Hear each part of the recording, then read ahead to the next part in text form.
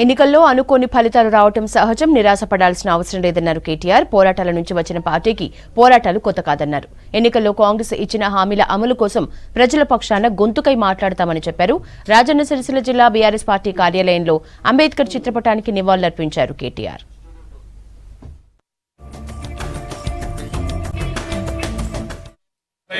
మెజారిటీతో నన్ను గెలిపించినారో వారందరికీ నా శిరస్సు వంచి హృదయపూర్వకంగా ధన్యవాదాలు తెలియజేస్తా ఉన్నా. ఎందుకంటే ఇవాళ రాష్ట్రంలో ఎన్నో చోట్ల ఇంకా ఎన్నో రకాల అనుభవాలు ఎదురైనాయి, కానీ సిరిసిల్లలో మనం చూసిన అనుభవం అన్నింటికి భిన్నం. ఎవరు ఎన్ని రకాల ప్రలోభాలు పెట్టినా, ఎన్ని రకాల కుట్రలు చేసినా, వాళ్ళ సిరిసిల్ల ప్రజలు మాత్రం మళ్ళీ ఒక్కసారి అభివృద్ధికే పట్టం కట్టినందుకు, సంక్షేమానికే పట్టం కట్టినందుకు వారికి హృదయపూర్వకంగా నా ధన్యవాదాలు. ప్రత్యేక పరిస్థితుల్లో ఇట్లాంటి ఫలితాలు వచ్చినాయి నేనైతే అనుకుంటా ఉన్నాను. కాబట్టి ఈ ఫలితాలతో ఎవరు నిరాశపడవలసిన అవసరం లేదు. ఎందుకంటే మనది ఉద్యమం నుంచి వచ్చిన పార్టీ, పోరాట పందాను ఉనికి పుచ్చుకొని మొదటి నుంచి కూడా పోరాటాలు చేస్తూ పైకొచ్చిన పార్టీ. మరి కేసీఆర్ గారి నాయకత్వంలో ఆనాడు టీఆర్ఎస్గా ఉన్నా, ఈరోజు బీఆర్ఎస్గా ఉన్నా, పోరాటాల నుంచే వచ్చిన పార్టీ. కాబట్టి పోరాటం మాకు కొత్త కాదు, కొట్లాడటం మాకు కొత్త కాదు.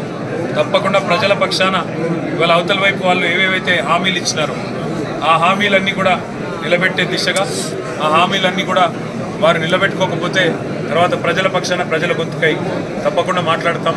ఇవన్నీ కూడా రాజకీయాల్లో, ముఖ్యంగా పవర్ పాలిటిక్స్లో అధికారం రావడం పోవడం చాలా కామన్. దీని గురించి బాధపడవలసిన అవసరం లేదు. నిరాశ ఉంటుంది, ఖచ్చితంగా ఉంటుంది. ఎందుకంటే మనం ఆశించిన ఫలితం రాలేదు కాబట్టి నిరాశ ఉంటుంది. కానీ బాధ అవసరం లేదు. ఎందుకంటే ప్రజలు మనకు కూడా 2 సార్లు అవకాశం ఇచ్చారు. కాబట్టి దానికి బాధపడవలసిన అవసరం కానీ భయపడవలసిన అవసరం కానీ అంతకంటే లేదు. వాళ్ళ 39 మంది ఎమ్మెల్యేలు ఇచ్చినారు ప్రజలు మాకు కూడా. ప్రజల గొంతుకై తప్పకుండా ప్రజల పక్షాన్ని నిలబడతాం. వారు ఇచ్చిన హామీలు, అధికారంలోకి రావడానికి ఇచ్చిన హామీలు ఏవైతున్నాయో ఒక్కొక్కటిగా నిలబెట్టుకోకపోతే తప్పకుండా ప్రజల తరపున మళ్ళీ గొంతు విప్పుతాం.